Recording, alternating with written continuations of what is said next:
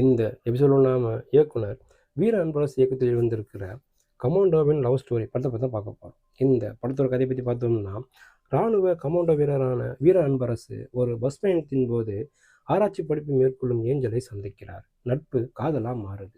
தனது காதலை சொல்ல வீர அன்பரசு தயங்குறாரு.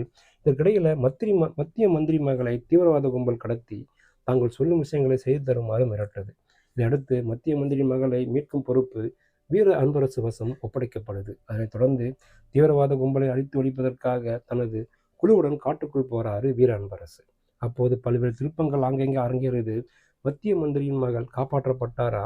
வீர அன்பரசின் காதல் என்னானது? இதாங்க அந்த படத்தோட மீதி கதை.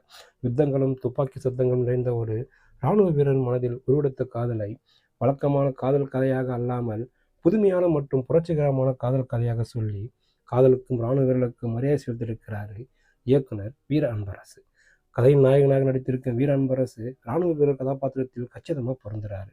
தேசபக்தியுடன் நாகரிகமாக காதல் சொல்லும் இடங்களில் நல்ல நடிப்பை வெளிப்படுத்தி கவனம் வைக்கிறார். நாயகியாக நடித்திருக்கும் ஏஞ்சல் அழகு மற்றும் அளவான நடிப்பால் அசத்துறாங்க. ஆகாஷ் முத்து நடிப்பு அலங்காரம், Robo Shankar, Bablu Prithviraj, Perarasu, Aravindraj, Vazhai Janaki, Madhumitha, Vijay TV Mullai, Puthupattu Sakthivel, Chiranjeevi, super good Subramani, Boys Rajan, OK Sundar, Duraipandian, Sridevi, Poornima, Sushmita, Nisha என அனைவரும் நிறைவான நடிப்பை வெளிப்படுத்தி இருக்காங்க. வில்லியம் ஒளிப்பதில் காட்சிகளும் சிவராமன் இசையின் பாடல்களும் படத்துடன் ஒன்றை செய்யுது. லாஜிக் மீறல்கள் ஆங்காங்கே எட்டி பார்த்தாலும் வலுவான திரைக்கதை அதை மறக்கடிக்குது.